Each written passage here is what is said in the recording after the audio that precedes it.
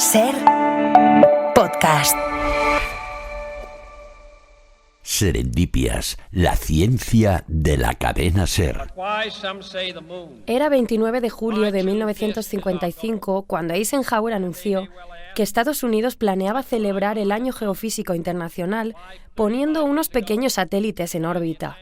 Casualmente, la Unión Soviética propuso lo mismo 4 días después. Aquello fue el pistoletazo de salida de la carrera espacial que culminaría con la conquista de la Luna.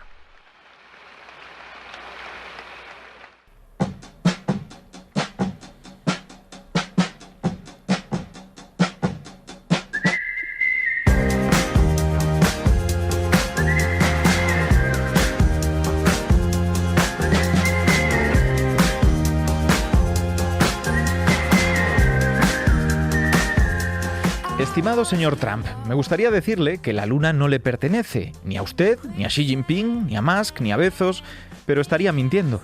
El derecho internacional no les impide explotar sus recursos, y el común de los mortales ya lo tenemos difícil para comprar un piso como para plantearnos empezar nuestra propia agencia aeroespacial. Me gustaría decir que no pueden robarnos el cielo, pero ya lo están haciendo y nosotros solo podemos mirar.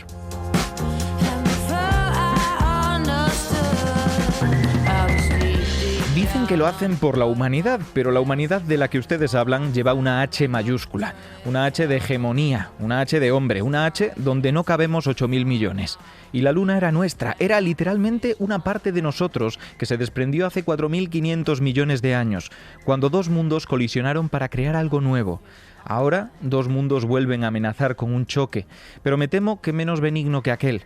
Me gustaría decir que la Luna no les pertenece, pero me temo que no se me ocurre cómo hacerlo, porque quien roba la Luna roba los sueños. Y en un mundo sin sueños no queda nada que decir, solo queda actuar.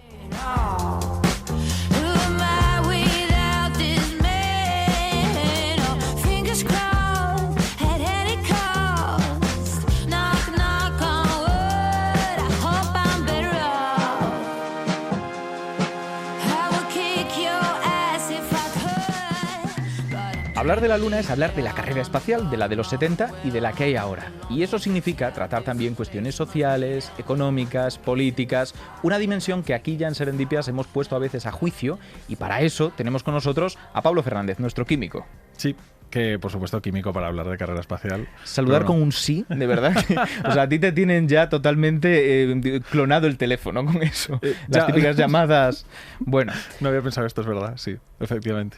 Vamos a darle cabecera a esto. El Tribunal de los Inventos. Y posiblemente el tribunal más completo de todos los que vamos a hacer, ¿verdad? Hombre, es que Amanda ya había venido a hablar de cohetes, teníamos que traer aquí algo distinto. La carrera espacial creo que es muy chulo, pero también es muy complejo. Y como hay tantas dimensiones y tantas cosas, hemos traído a peritos para que nos ayuden a responder a una serie de preguntas o de cuestiones que son como las típicas que se ponen al hablar de la carrera espacial y de la exploración espacial. Fantástico, pues si te parece, empezamos el juicio, ¿no? Sí, por supuesto. Atención, todo el mundo en pie. Da comienzo la sesión de este juicio a los inventos. Hoy, el Tribunal de Serendipias decidirá si este invento merece ser salvado o, por el contrario, condenado. Pueden sentarse. Me estoy sintiendo hasta mal con todo este paripé. Luego contaré por qué, luego lo contaré. Pero antes de eso, aprovecha un poco y coméntanos, ¿cuál es el primer bloque? ¿En qué vamos a centrarnos? Pues lo primero de lo que vamos a hablar, porque se habla mucho de esto, es sobre los precios que tiene la carrera de exploración espacial, porque se dice mucho que es cara y efectivamente cada una de las misiones que vamos a estar mandando ahora con la misión Artemis, o sea, cada uno de los cohetes que se lanzan son 4.000 millones de dólares, que no es precisamente una cosa barata. Entonces, como muchas veces hablamos de que esto es se escucha que esto es un despilfarro, quiero llamar al primer perito para hablar de esto. Pues llamo a declarar a Juan Carlos Gil, experto en innovación de sistemas espaciales en GMV, con más de 30 años de experiencia en el sector espacio. Juan Carlos, cuéntanos un poco, creo que tienen preguntas para ti. Vengo a hacerte una pregunta que yo creo que es un poco incómoda, porque entre las principales agencias espaciales del mundo tienen un presupuesto anual de 66.000 millones de dólares. Y se estima que con 160.000 millones podríamos erradicar el hambre en el mundo. Entonces, claro, surge la pregunta de si no deberíamos dirigir por allí nuestras prioridades de gasto. A ver, pues sí, es una pregunta legítima porque nace de una preocupación que está en la calle, ¿no? Efectivamente, aquí abajo pues tenemos muchísimos problemas, pero plantea, en mi opinión, una falsa elección. No se trata de elegir invertir en exploración espacial o resolver los problemas. Es que no hace falta, podemos atender a las dos. Porque fíjate, los grandes problemas globales, la cuestión del hambre, las grandes crisis humanitarias e incluso algunos retos medioambientales, en realidad no son una cuestión de dinero. Son realmente estructurales, son cuestiones de logística, de política, de intereses, de gobernanza. Porque, fíjate, yo digo habitualmente que el espacio no compite contra esas prioridades y, en mi opinión, de hecho, forma parte un poco de la solución, porque muchas herramientas que tratamos para gestionar esos tipos de problemas, me estoy refiriendo al control de los recursos hídricos, la optimización de las cosechas, la anticipación de catástrofes o su gestión una vez han ocurrido, pues su solución muchas veces vienen del espacio. Y todo esto además lo hacen con un presupuesto que es una pequeñísima fracción del gasto público. Así que no se trata de espacio o resolver problemas, porque sin espacio muchas veces resolver algunos de estos problemas sería más difícil.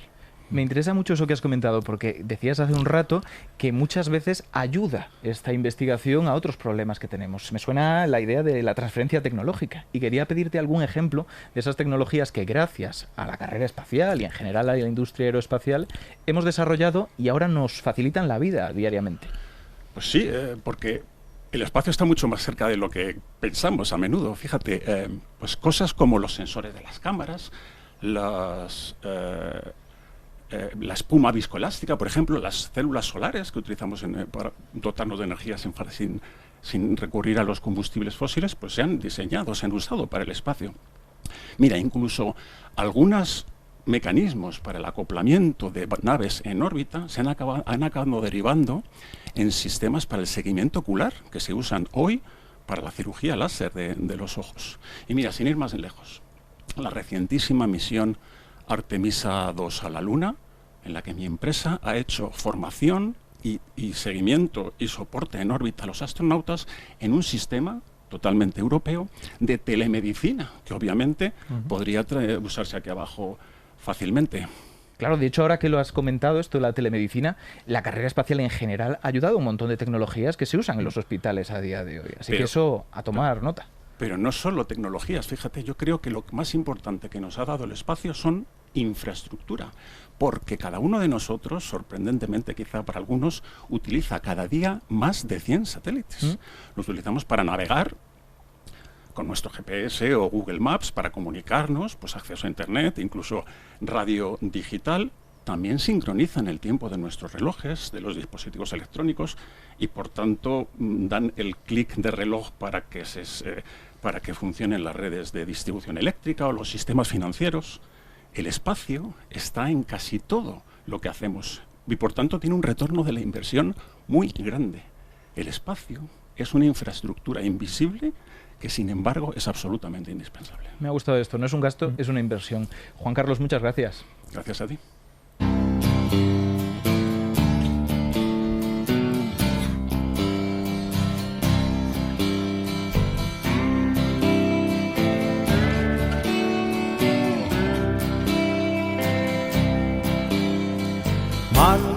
Y entramos en el segundo bloque ya. Tienes por aquí apuntado contaminación, que es otro de los grandes temas. Sí. Esto además es que es una cosa que se ha escuchado mucho con los últimos lanzamientos, porque es verdad que se ve una estela enorme detrás de cada uno de los cohetes que se lanzan, y es cierto que hay una cantidad de emisiones asociadas a cada uno de los lanzamientos que es bastante alta. O sea, el Starship, por ejemplo, tiene asociadas 358 toneladas de CO2 en cada uno de los lanzamientos, y para que nos hagamos una idea, una persona promedio de la Unión Europea emite 9 toneladas de CO2 en un año entero. Entonces sí que hay un tema aquí. Así que me gustaría llamar a la segunda perito.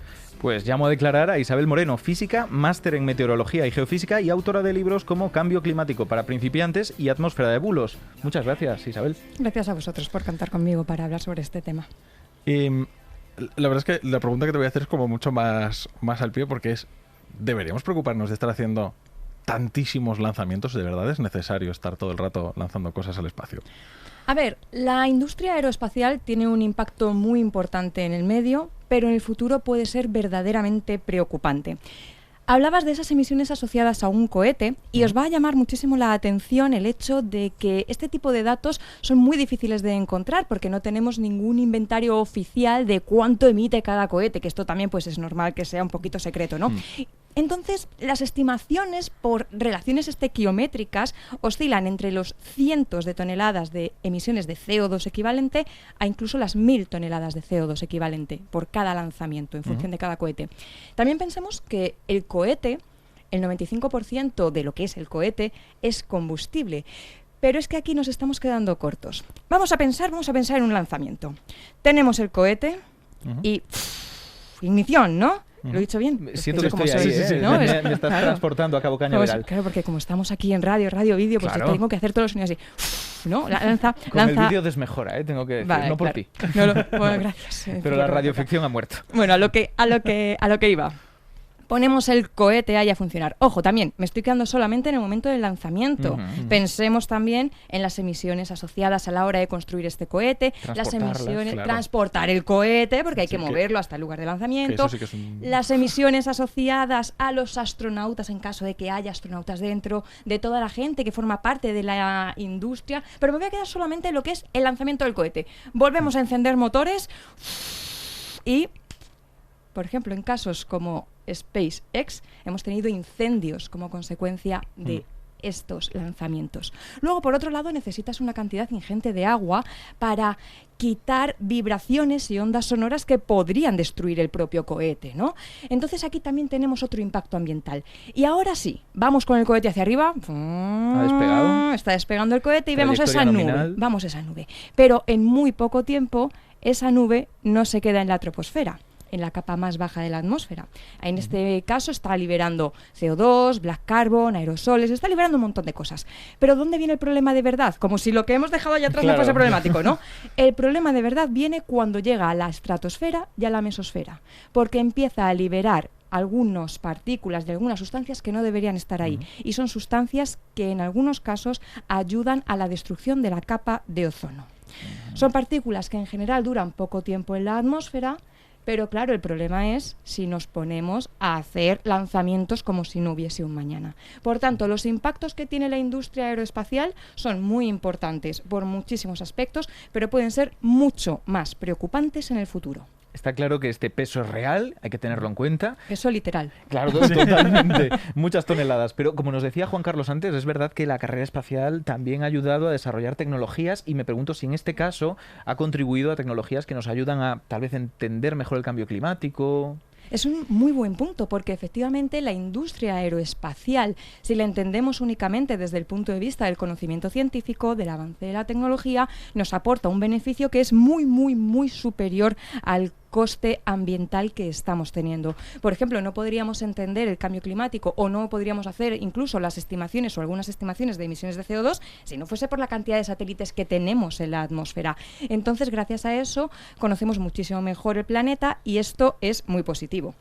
Ahora bien, es que la industria aeroespacial no solamente es eso. Y estamos entrando ahora mismo en un terreno en el que se está empezando a comercializar este tipo de industria que hasta hace muy poco únicamente era para la ciencia, para la paz. Para la paz, esto creo que lo voy a retirar. Estoy haciendo muchas onomatopeyas hoy, yo estoy haciendo aquí radioficción. Decía que no solamente estamos hablando de ciencia o de avance tecnológico, estamos hablando también de una industria económica, estamos hablando de viajes al espacio que solamente se pueden pagar personas multimillonarias, estamos hablando, y además personas que es un capricho muchas veces lo que quieren hacer. Nadie lo necesita, por lo general. Hombre, no sé, ¿para qué vas a ir al espacio si no tienes una casa donde quedarte a tomarte nada? En Contact lo hacía un multimillonario para que el cáncer que tenía avanzara más lento, pero como que todavía no hay muchos estudios de eso, no lo veo yo. Hombre, es que antes cuando hablábamos del falso dilema entre dedicar dinero a la investigación espacial o a otras causas humanitarias, que por supuesto que también tenemos que dedicar dinero, hay otro dilema, ¿no? Ahí sí que tenemos que investigar más para curar esas enfermedades dentro de nuestro planeta, que por cierto es el único conocido en el que podemos habitar. Pues nos quedamos con eso, el único. Vamos a regular esto realmente, si va a seguir creciendo. Así que, Isabel, muchísimas gracias. A vosotros.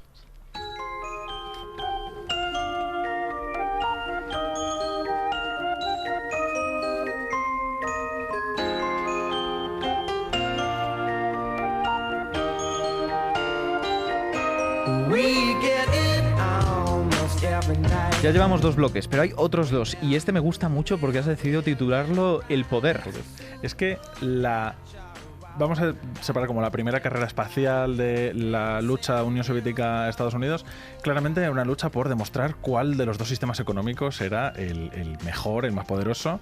Y ahora nos encontramos en una segunda carrera espacial en la que la lucha en realidad es por controlar las cosas que hay más allá de la atmósfera de la Tierra.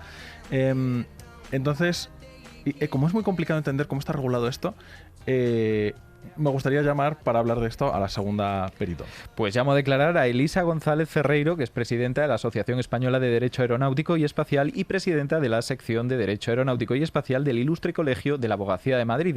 Elisa, te pido perdón por que posiblemente te hemos invitado al juicio menos riguroso en el que puedas estar. Está muy bien, está muy bien. Bueno, te vamos a recortar esto, consta, sí. Consta. Cuéntanos.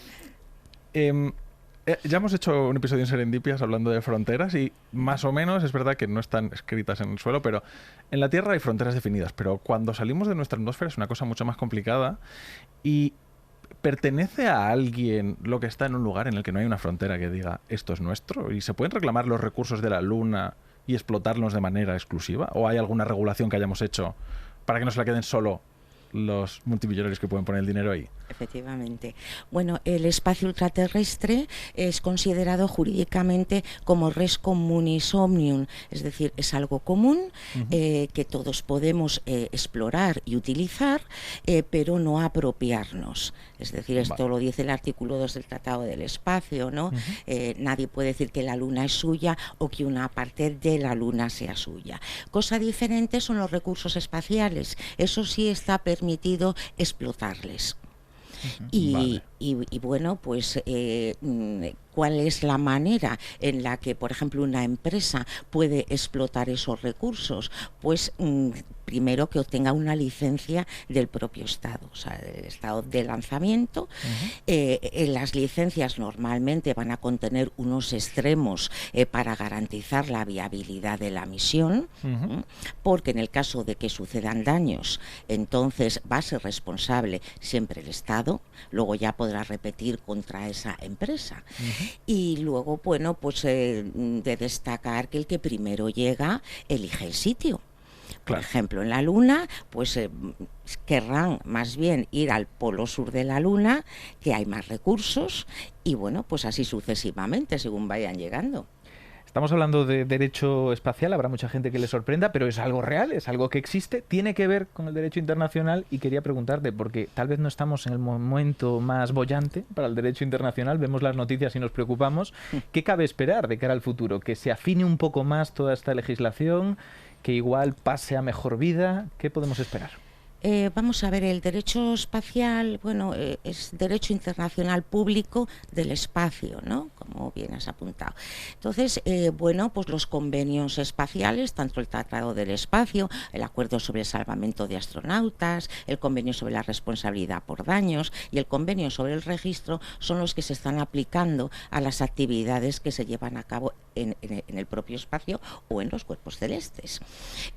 A nivel internacional, ahora mismo que tenemos unos grupos de trabajo, bueno, hay varios, pero sobre la extracción de recursos, que hemos hablado antes, de tal modo que están viendo cómo proceder a una explotación segura y sostenible de esos recursos.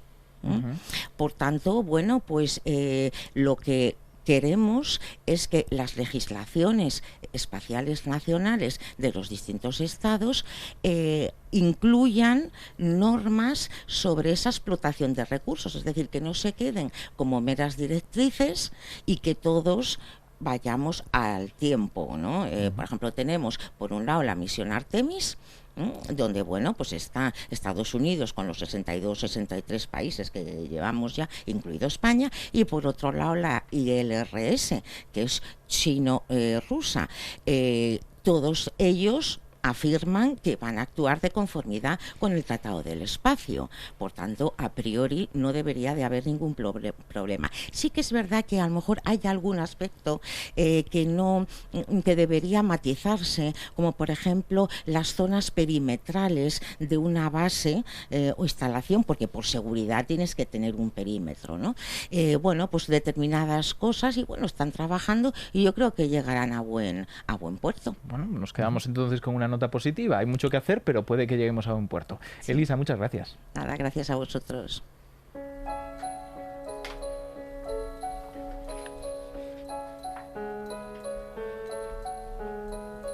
Tonto el que no entienda, cuenta una leyenda. Haciendo un poco de resumen, Juan Carlos nos ha contado que no hay que entenderlo solo como un gasto, que quite dinero de derechos humanos, sino que es una inversión que repercute positivamente en nuestra vida. Nos ha contado Isa que es verdad que hay un impacto medioambiental, que está menos regulado de lo que debería, pero que no pasa esto porque desaparezca la carrera espacial y la industria aeroespacial, sino porque las ventajas que sí nos proporciona para estudiar el clima, pues sigan adelante de una manera más controlada.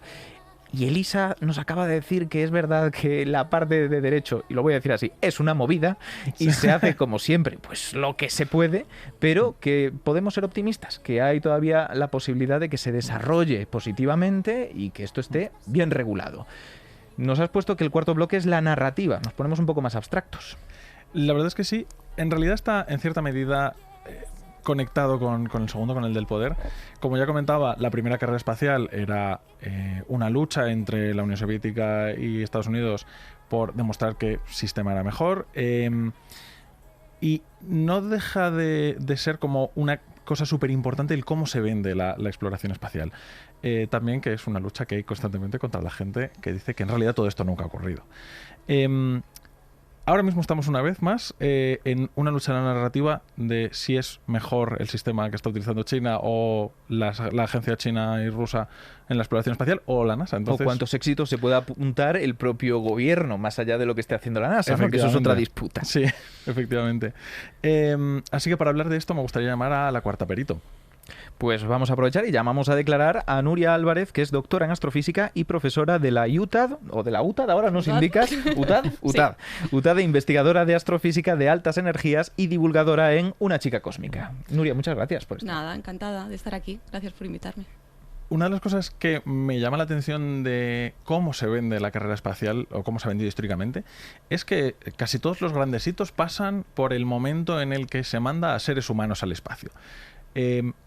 Mucho de lo que vemos de exploración espacial, de fotografías, de muestras que se toman y demás, las hacen misiones no tripuladas. ¿Realmente es necesario crear a estos héroes de los astronautas y mandarles en misiones que pueden ser potencialmente peligrosas para esta gente? Pues fíjate que no tengo una respuesta. No tengo una respuesta a esa pregunta, porque por una parte hay una ventaja en mandar a robots, que es que evidentemente no se mueren, no se ponen enfermos, tienen un laboratorio integrado y es mucho más barato, porque los seres humanos tenemos una masa mucho mayor que un robot. Un ser humano no le puedes cortar 2 piernas para que pese menos. Un robot feo. Está bastante feo. Se ha hecho, pero no está bien. No lo recomiendo. Desde aquí no lo recomiendo.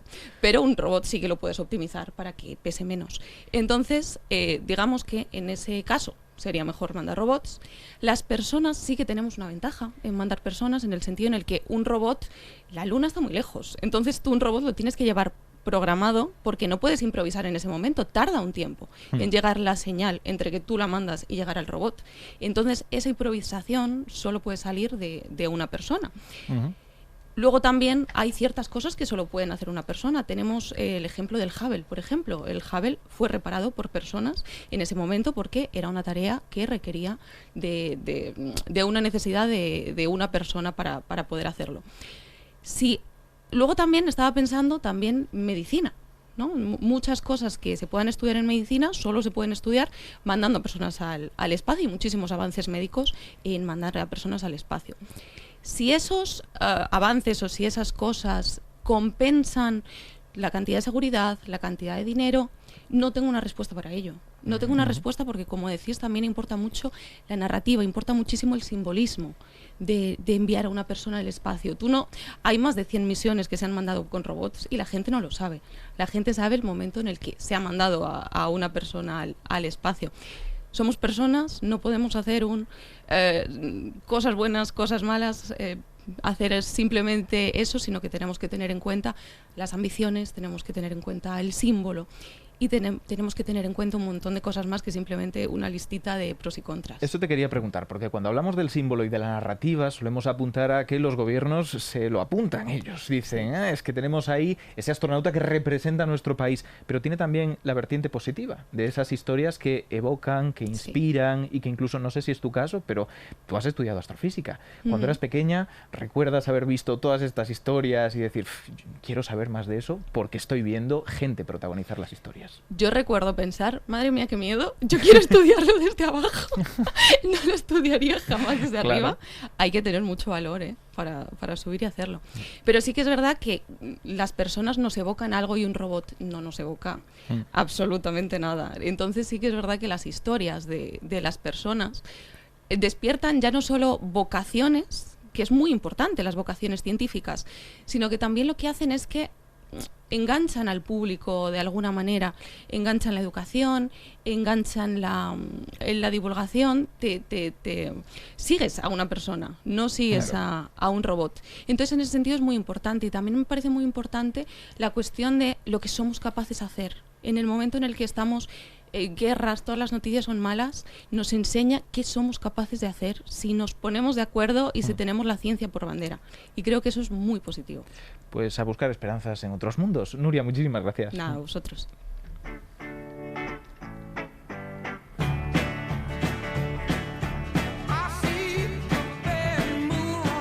Y estamos listos casi para dar un veredicto, pero hay una última intervención que no ha podido estar con nosotros, pero que ha querido mandarnos un audio y que vamos a escuchar ahora. Hola a todo el equipo de Serendipia, soy Sara García Alonso y os mando un abrazo muy fuerte. Si tuviera que quedarme con un solo valor de la exploración espacial tripulada, sería su capacidad para ampliar los límites de lo que creemos posible. No solo nos permite generar conocimiento científico y desarrollar tecnologías que luego mejoran nuestra vida en la Tierra, aunque no siempre resulte tan obvio rastrear su origen en el espacio, sino que también tiene un enorme valor inspiracional. Nos recuerda quiénes somos como especie. Somos curiosidad, somos preguntas, somos deseo de ir más allá. Cada vez que enviamos a una persona al espacio, no solo hacemos ciencia, también lanzamos un mensaje a las futuras generaciones, que merece la pena explorar, aprender en cada paso del camino y atreverse a soñar a lo grande. Pues muchísimas gracias a Sara por haber tenido el ratito de mandarnos el audio. Y hasta aquí las acusaciones, los peritos, y creo que llega el momento de votar. Finalizadas las alegaciones, pedimos a nuestro jurado que emitan un veredicto. Nuestro jurado, como siempre, que está en la pecera, nuestros colaboradores, Mariola, nuestra productora, Amanda, que es nuestra directora de vídeo. Vamos a pedir que voten con todo lo que han escuchado. Pulgar hacia arriba, salvamos la carrera espacial. Pulgar hacia abajo, la condenamos por todos los problemas que hay. Hay gente nueva en la pecera que se está sorprendiendo por esta intervención, pero se han implicado también. Y veo que hay una unanimidad, pulgares hacia arriba, porque la tecnología, desde luego, nunca es pura, nunca está al margen de intereses, pero una tecnología tan poderosa como esta, si la usamos bien, también puede aportar muchísimo. Y además, una cosa tan inspiradora, porque efectivamente creo que la parte de la narrativa es fundamental en esto y todos hemos soñado en algún momento con ser astronautas y no es casualidad. Eso es así. Pues muchas gracias, Pablo. Muchas gracias a ti.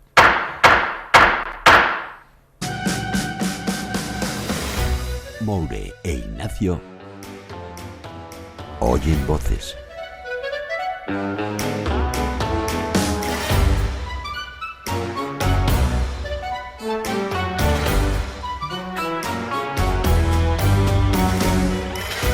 No sabía yo qué hacer porque, claro, han dicho mi nombre también esta vez. Yo me he quedado un poco sorprendido y claro, estaba en medio del bailecito de Donald Trump y me he quedado como, ¿cómo? ¿Ignacio también? ¿Ignacio no baila? Claro, no sabía si echarme a bailar. ¡Hombre! Lo voy a hablar con la SER para que me apunten a clases de baile. Es que si no, doy mala imagen. A ver, este es de estos bailes que cuanto mejor, peor. Ah, bueno, Sí, eso me vale, o consuela. sea, yo creo que ¿tú te crees que he ido a clases de baile? No, la verdad, Ya no está. creo. Si de pequeño creía que tenía un problema psicomotriz, porque no me movía. Lo que quiero que expliquemos es por qué esto de 2 nombres. Hay una cosa que hicimos ya hace un año y es que en lugar de preguntas de oyentes por audio, ponemos una urna, la gente nos va mandando cosas por redes o donde sea y aquí intentamos responder entre los dos lo que salga. Pues sí, tenemos una urna, es un poco formato de clásicos programas de improvisación de Ahí la SER está. que debéis escuchar y tenemos una pequeña urna cerrada, Ignacio tiene la llave y hay un montón de papelitos. Espera, primero habrá que agitarla. Vale, venga, Vamos a hacer la hagámoslo bien. agitación, No que sé la yo gente cómo lo puede oiga, salir esto. SMR. El espectáculo, ¿eh? Se ha caído el cartel de Serendipias, sin Vale. lo cual pues nada tiene sentido. Y estas Vale. preguntas, lo que no hemos dicho es que tienen que ver con la luna, lógicamente. Sí, tienen que ver con la luna y nos las han mandado por redes, nos las han mandado por Instagram, que a veces ponemos esta cosa de preguntadnos cosas. Había muchas no preguntas, como critico yo, gente haciéndose la sabionda, pero ha habido preguntas muy interesantes. Y no solamente de la luna, que es lo que iba a decir, sino conspiraciones de la luna. Sí, claro, porque queríamos ir un poco a ese mundillo underground de lo conspiranoico y de las cositas locuritas, pero que a veces nos pueden enseñar mucha ciencia, ¿eh? Hemos aprovechado que tenemos este fondo que parece un poquito místico, ¿no? De programa nocturno de la televisión, cuyo nombre no diremos. Y vamos a hablar de esas conspiraciones, pero intentando corregirlas. Así que, Moure, Claro, hacer venga. los honores. A No, ver, no miro, ¿vale? Para que no digan que hay conspiración. vamos a intentar sacar aquí tantas como podamos. Venga. Esta... Uy, uy, uy, Uy, ¿qué dice esta? Mira, dice... Son unos chapuceros, ya con Ah, ya empieza exclamaciones. muy bien. ¡Unos chapuceros! Si te fijas, el módulo lunar no dejó cráter ni levantó polvo, como debería aterrizar. Y nos la manda Ana Melgar. Que aclaramos, nadie de los que ha escrito estas preguntas en principio cree lo que está diciendo, pero se han sumado a este juego. Claro, claro. A ver, bueno, igual alguien sí, pero en principio... Entre risa y risa. Partimos de que no. A ver, esto tiene una explicación bastante chula, que tiene mucha ciencia. En primer lugar... en realidad sí que se levantaba polvo, solo que de forma radial, ¿vale? Muy pegado a la superficie, que de hecho en la ciencia ficción buena, cuando aterrizan en un planeta o en un mundo sin atmósfera, lo hacen así. Y explico por qué. Primero, no hay cráter porque el regolito, ese polvo lunar, a pocos centímetros ya está muy compactado. Segundo, la nave está frenando y hay poquita gravedad. No mete un piñazo, obviamente. Luego, además, porque como no hay atmósfera, ese chorro de la nave enseguida se difumina y no genera una columna de aire que vaya erosionando demasiado el terreno. Entonces eso hace que al final baje, se va el polvito hacia los lados, que sí que se levanta, pero se va hacia los lados y no se queda en suspensión porque como no hay atmósfera, no se va a diluir en el aire. Estaba pensando que esto es el mismo problema que hay con la película El Marciano. Que en esa película al principio Sí. hay una tormenta descomunal que arrasa con todo, no es spoiler, son los primeros minutos. Y el motivo por el que no puede pasar es que la atmósfera marciana es poco densa, así que no empuja lo suficiente, igual que aquí no empuja el Pues me regolito. flipa que esa peli, que luego intenta ser tan rigurosa para vivir a base de patatas y aspirinas, luego parta de una premisa que no puede Y ser. lo reconoce, pero bueno. Tenemos aquí otra pregunta. Mira, dice, en Artemis los astronautas salen hacia la izquierda antes de despegar en una bola de fuego. Nos lo pregunta Cecilia, o lo dice Cecilia. Yo tengo que reconocer que he estado buscando y no he visto ninguna bola de fuego. Yo tampoco. De hecho, esto es una cosa que se ha dicho mucho en el mundo conspiranoico y yo creo que nadie que lo dice lo ha visto. Es que no se ve. Y esto es algo que pasa mucho, se habla del efecto Mandela, por el cual podemos repetir que hemos visto una cosa que en realidad nunca hemos visto. Y no.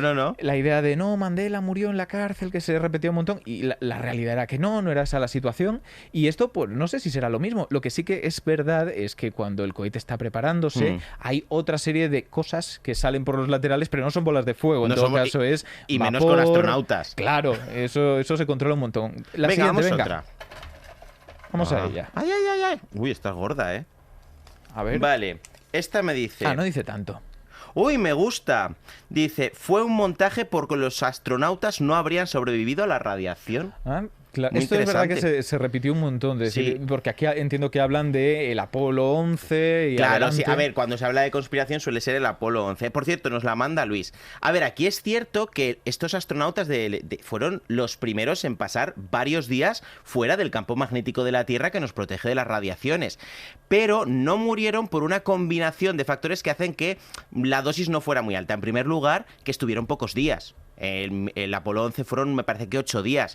No son tantos. Y la nave, aunque no era un búnker, tenía un recubrimiento, sobre todo de aluminio, que era lo suficientemente potente y grueso como para que la dosis de 8 días no fuera una barbaridad. Y luego, aparte, la trayectoria, porque lo que hicieron fue cruzar el cinturón de Van Allen, que es una zona donde se acumulan partículas cargadas ahí atrapadas de viento solar, pues lo atravesaron por la trayectoria en la que no había una densidad muy alta y además lo pasaron muy rápido para no freírse. Claro, estuvieron apenas unas horitas en ese cinturón. Sí. Y además que esto lo calculan intentando que no coincida con grandes tormentas solares, porque ahí sí que tendríamos un problema. Claro, efectivamente, si hubieran calculado mal y hubiera habido una tormenta solar, es posible que hubiéramos tenido paté de astronauta. Eso es así. Dice por aquí Sergio Aguade, las personas que salen en las fotos del Apolo tienen varias sombras porque están rodeadas de focos en un estudio de grabación. A ver, esto es verdad. O sea, no lo de los focos, pero es verdad que hay sombras muy raras. Claro, en pero las tiene fotos. una explicación, que al final la superficie de la Luna es blanca, eso es el efecto albedo que vemos también en la Tierra, que te pones las gafas de sol cuando vas a la nieve, y como es irregular, manda esa luz en distintas direcciones como si fueran focos. Y se suma otra cosa, que no hay atmósfera. Claro, apenas. Y hay un montón de luz. Claro, y no solamente que hay un montón de luz, la atmósfera aquí en la Tierra difumina un poco, hace luz blanda. Ahí es una luz dura, como si fuera un foco puesto a pocos centímetros de ti. Además, justamente, muchas de estas fotos se tomaron con el sol muy bajo en el horizonte lunar. Entonces, justamente, se junta con ese albedo de la Luna, con esa superficie tan irregular, que justo al dar de forma muy horizontal, rebotaba un montón la luz. Entonces hay un montón de sombras, patrones geométricos rarísimos, y sí hay un montón de sombras. Pero si os fijáis, hay unas que están mejor perfiladas y otras que son muy difusas. Claro, y esas son las del sol como tal. Siguiente. Venga, no miro, para no hacer trampas. Nos ha mandado un montón. Aprovecho para decir me han salido que... dos. Pues, bueno, pues elige ¿Pequeña una. o grande? La grande. Venga. Luego sacas la otra. El móvil pinta la luna artificialmente porque el zoom no la enfoca. Marcial González. Muy bien, gracias, Marcial. Muchas gracias, Marcial. Pues, a ver, hay que decir que obviamente el móvil no te va a pintar la luna. Sería una conspiración buena, Estaría bonito eso. Pero es verdad que es muy difícil hacer una foto de la luna con el móvil. En primer lugar, porque a nosotros nos parece una cosa muy grande en el cielo porque resalta mucho, pero no ocupa ni medio grado del arco, entonces al final sale muy pequeña. Cuando quieres hacer zoom, el zoom digital es una basura y lo que hace es hacerte los píxeles más gordos, recortando la imagen, y entonces se ve todo mucho más difuminado. Pero sobre todo, el móvil, cuando calcula el tiempo de exposición, es decir, cuánto tiempo está haciendo la foto para captar más o menos luz, lo que hace es un poco una estimación de toda la luz que está viendo, y aunque la luna brille mucho, como el fondo es oscuro, dice, esto está muy oscuro, pongo el tiempo de exposición a tope y entonces la luna sale quemada. Se quema y ves una cosa blanca, gorda, que brilla mucho y ya está. Como en las fotos de ¿cómo se llamaba? De Twenty, aquella red social que la gente salía súper sobreexpuesta. Sí, no los amigos Casper, el botellón Casper que parecían todos fantasmas. ¿Y qué pasa? Que no hay arrugas, no hay detalles, no hay nada. Exacto. Tengo aquí una que me inquieta un poco leer, nos la deja Nacho Evia y dice: mi conspiración favorita es cuando los poetas la trascienden en poemas. Muy bonito, Nacho, pero de verdad que no era lo que teníamos en mente cuando hicimos el programa. Yo no la he entendido. Yo tampoco. Déjame que saque otra, si no te importa. Intentamos compensar, pero oye, gracias igualmente, Nacho, por mandarla. Mira, hay nazis en la Luna mirando y mirando, nos están mirando. Y minando Helio 3 de DV Elol. Yo tengo una respuesta fácil. No solo hay nazis en la Luna, no sé si te has dado cuenta de que en la Tierra hay bastantes, ¿vale? Eso es así. Es verdad que en la Luna no hay motivo para pensarlo. Tenemos esta teoría underground, como decías al principio, ¿no? De que han ido los nazis para ahí, que están ocultos, pero no hay motivo. Eso sí, lo del Helio 3 es interesante, porque es verdad que es un recurso que encontramos en la Luna, que se está planteando tal vez minar en un futuro, no para traer a la Tierra, sería un dispendio, pero sí para usar allí, ¿no? Así que igual no nos tiene que preocupar, como decías, que haya nazis, sino que pueda haberlos en el futuro. Sí, y que uno de los que quiere más aprovecharlos es cierto nazi naranja de la Tierra. Cosa. De hecho, sí que es verdad, luego, esto me lleva al mito este de que los nazis están en la cara oculta de la Luna, porque siempre se dicen muchas cosas de gente que está oculta en la cara oculta de la Luna, que la cara oculta de la Luna se ha observado desde hace tiempo. O sea, los primeros en hacer fotos fueron los soviéticos en el año 59. Con Luna 3 antes de que mandáramos el Apolo 11. Las misiones Apolo han rodeado la Luna, han pasado por detrás. Incluso China, en 2024, con una misión no tripulada, cogió muestras de la cara oculta. O sea, se ha pasado bastante por la cara oculta. No parece que haya nadie ahí escondido. Claro, que es verdad que no es asomarse y mirar, no hay nadie, sino que es muy grande, hay que verla con cuidado, pero hay un montón de fotos. Oye, te leo la chiquitita que te he cogido antes sin querer también. Dice, Candela Manzano nos dice, luce hueca y suave. Me gusta mucho. Es que sí, tiene pinta de como un poco peluchito o polvo de talco, una cosa así.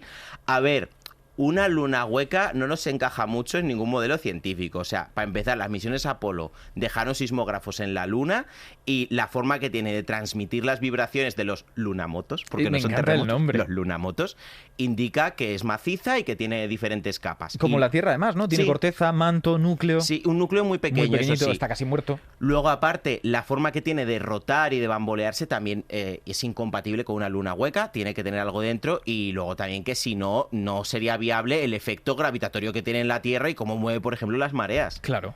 Mira, José Fernando nos hace una pregunta también de fotografía, que esta se comenta mucho todavía. Vale. A ver, lo del Apolo es fake porque no se ven las estrellas y en el espacio hay estrellas. Esa es muy buena, ¿eh? Y es verdad que en las fotos no se ven las estrellas, pero ya lo has dejado un poco claro, que cuando estás en el espacio y todo es muy extremo, tenemos la oscuridad del fondo, pero todo ese suelo, los trajes de astronauta tan blancos, el tiempo de obturación que se va adaptando de las cámaras hace que algunos detalles no se lleguen a captar, como pueden ser las estrellas. Claro, es decir, al final se hacen fotos adaptadas a una luminosidad muy alta porque la luna está reflejando todo, los trajes de los astronautas son blancos, los módulos también, entonces tú haces que la exposición sea muy baja porque si no, los astronautas y todo parecerían Casper, estarían brillando mucho, entonces las estrellas no salen. Si sacases las estrellas, quemarías la imagen del resto de cosas. Pero sí que hay estudios científicos que utilizando escáneres de alta resolución y usando los negativos tratan de encontrar restos de estrellas en esas imágenes para investigar el cielo de esa época. Claro, el cielo va cambiando, eso me parece súper chulo. Saca otra. Venga, saca otra. Venga, que nos queda... Estoy nervioso, Nos da para hacer otras, ya te veo. Todo. Uy, qué la psicomotricidad no, ¿eh? No, estoy fatal. No. A ver. Uy, ay. Coge las grandes. Esta es grande, mira.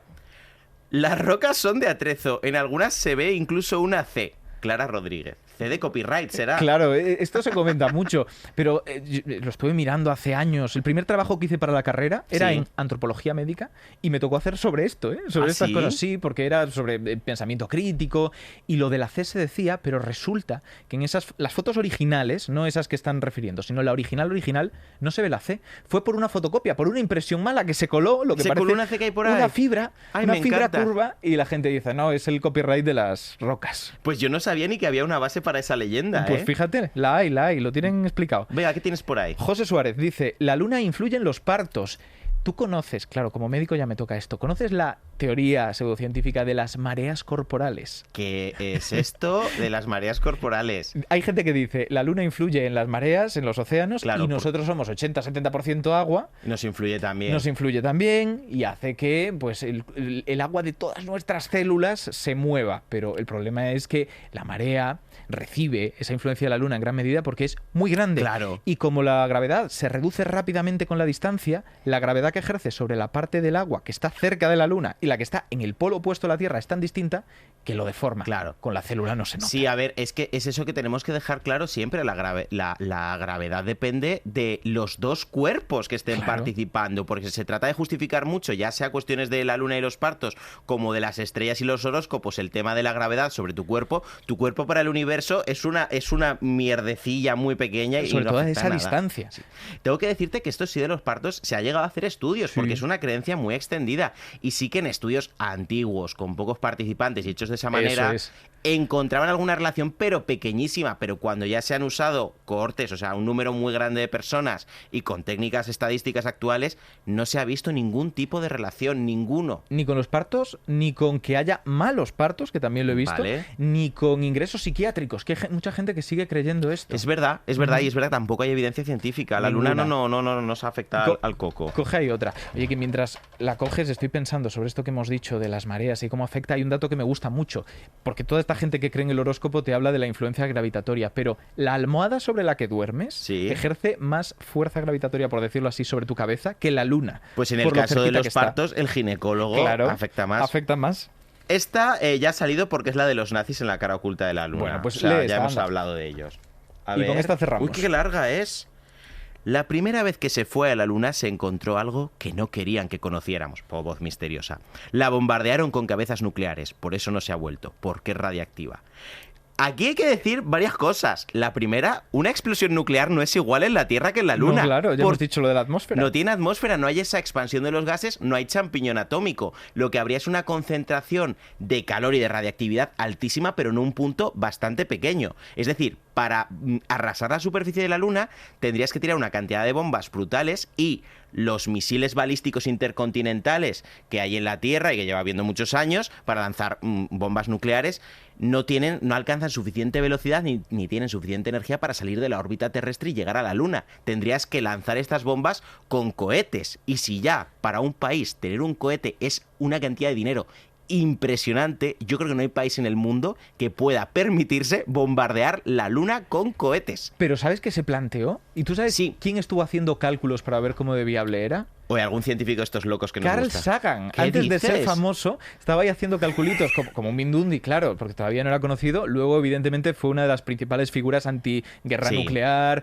y hizo un grandísimo trabajo. Pero fíjate, hay una ucronía, un mundo paralelo en el que efectivamente se probaron estas armas en la Luna. Que yo creo que deberían haber leído La máquina del tiempo de H.G. Wells, porque eso no acaba bien. O, escucha, Isaac Asimov, es que recordemos que Isaac Asimov vive en un contexto donde está la Guerra Fría ahí encima, y una de las cosas que él deja claro en una de sus cuentos cortos es, creo que se llama Burros Ignorantes o algo así, es un insulto el título. Me gusta. ¿En qué momento se nos ocurrió probar armas nucleares en el espacio? Y de hecho las pocas cosas que regula el Tratado Internacional del Espacio es esto, es no probar armas por un motivo. Pues no lo hagáis y si no lees La máquina del tiempo y pensad en los Morlocks. Si no queréis Morlocks, mejor no tirar bombas atómicas en la Luna. Pues Ricardo, muchísimas gracias. Muchas gracias, Ignacio. Serendipias con Ignacio Crespo.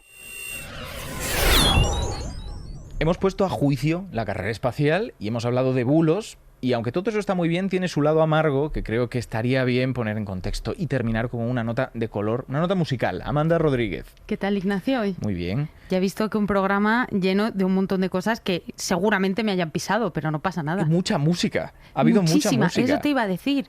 Pero es que tú eres bióloga, no sé para qué eliges de repente. No, es que yo vengo a hacer la radiofórmula. Pero me gusta mucho la música. ¿Qué le vamos a hacer? Y a ti también te gusta, así que ya que es algo que compartimos, te voy a proponer una cosa. Vamos a hacer un viaje a la Luna esta vez. Radiofórmula con Amanda Rodríguez.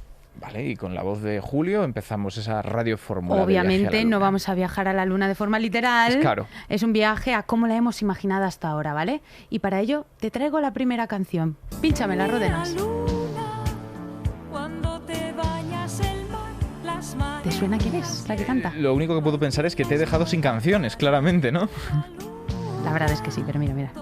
Los locos de atar te saludarán por si les quieres mirar, por si te dejas amar. Y menos mal porque hablamos de la Luna, que hay muchas canciones sobre ella. Efectivamente. Y esta canción, que es de Ana Belén, interpretada en 1984 por ella, se llama Mira Luna y está lleno de simbolismos, como has podido ver en este cachito que te traigo, pero en toda la canción igual. En realidad es una metáfora sobre el amor. No es que yo venga a hablar todo el rato sobre el amor y cómo se desarrolla, pero sí que habla de un amor que es como cambiante, misterioso, inalcanzable, ¿no? Como veíamos a la Luna, y lo hablo en pasado, ¿vale? Ya veo por dónde va. De hecho, en este fragmento que te he puesto, cuenta incluso cómo influyen las mareas, pero también habla de esos locos de atar. Hay una palabra que utilizamos muchísimo. Lunáticos, claro. Lunáticos, efectivamente. Y, por ejemplo, la palabra lunático durante siglos se utilizaba para describir a personas con ciertas enfermedades o patologías que luego, por cierto, se han descrito muchas veces que eran epilepsias. Supuestamente estaban influenciadas por las fases de la Luna. Bueno, que sabemos que no hay correlación, pero... Efectivamente, y como ya habéis hablado con Moure también, ni en los embarazos hay correlación, en los partos, nada. Ni tampoco Mercurio retrógrado, ¿vale? Vamos a dejarlo ya aquí claro, ya que estamos hablando de planetas y satélites. Con los hombres lobo pasaba una cosa un poco similar, ¿no? Se denominaba hombre lobo, ya en la antigüedad, ¿eh? No os estoy hablando de hace 2 días, a los que clínicamente hoy podríamos decir que tienen enfermedades como la rabia o la hipertricosis, que es tener mucho pelo en el cuerpo. Y en la rabia evitaban el agua, ¿no? Que parecía también como un perro sarnoso que no quiere mojarse. Totalmente, todos esos síntomas.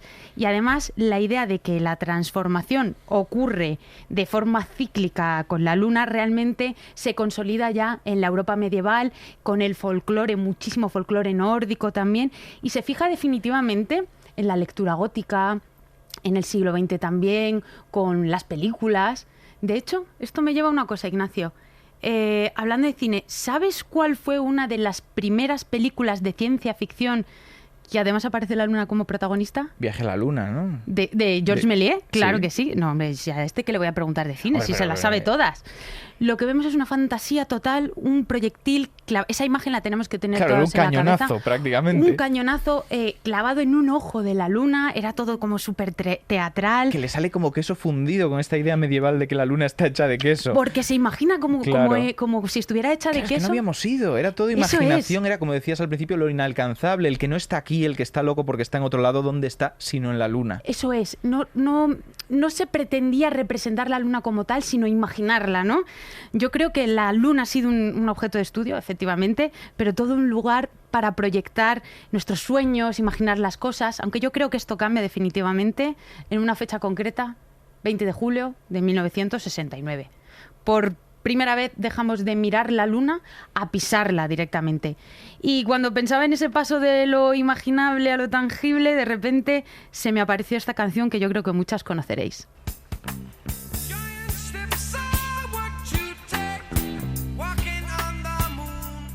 Claro, ya no era solamente un sueño, la habíamos pisado. Eso es. Esta canción que oís es de 1979, justo 10 años después de que pisáramos la luna, de The Police, con Sting a la cabeza. Apenas estos 10 años de que el Apolo 11 llegara. Y yo creo que recoge ese cambio, ¿no?, de imaginario. La idea de caminar sobre la luna deja de ser imposible para realmente decir esto ha ocurrido. Y por cierto, el videoclip es digno de ver, de verdad. Os lo buscáis, lo ponéis. Es que ellos están directamente grabándolo en el Kennedy Space Center de Florida, donde salió realmente el cohete donde llevaba el Apolo 11. De hecho sale detrás y hasta el batería está tocando los palillos, ¿cómo se dice? Las baquetas en la propia tobera del Saturn V, o sea que maravilloso. Y también se intercala con imágenes de los propios astronautas del Apolo. Y la letra realmente habla sobre esta euforia y esta sensación de ligereza cuando se está enamorado. Usa esta metáfora de caminar sobre la luna para describirlo. Así que yo creo que ahí se ve claramente cómo hemos estado todos estos años también, todavía, a pesar de haberla pisado, ¿no?, como con una idea de la luna en la que nos permite soñar. Ha sido un recurso para poner en palabras todo lo que es trascendente, sublime, todas estas cuestiones que necesitaban un contenedor. La cuestión, Ignacio, es que yo creo que esto va a cambiar. Yo creo que las próximas generaciones probablemente no van a mirar a la luna como la hemos mirado nosotros. Porque ya no hablamos solo de llegar, sino de quedarnos, de construir bases, de colonizarla, de no vamos a estar viviendo solo en la Tierra, sino también en un satélite, de competir por los recursos. Y no sé, Ignacio, ojalá que todo esto no cambie realmente esta forma de ensoñación y esta forma que hemos utilizado la Luna durante tanto tiempo para crear y soñar, ¿no?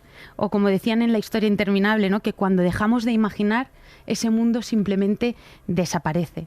Así que niños, niñas, mayores, mayoras, seguid mirando a la luna, o si no, vendrá Rocío, jurado, muy enfadada, a deciros lo siguiente. Me ha dicho la luna que tú no la miras cuando te ilumina por la calle escuela y que tú te paras en otra ventana y que entre los hierros tú metes la cara. Me ha dicho la luna que ya no la mira cuando te ilumina.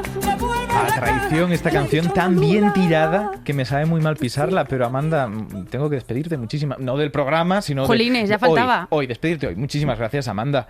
Y muchísimas gracias también a todas las personas que desde la pecera hacen posible este programa. Nuestra productora, Mariola Sarrió, nuestros dos técnicos, ambos Carlos, Ródenas y Sanz, y por supuesto a Bea Polo, nuestra técnico de vídeo.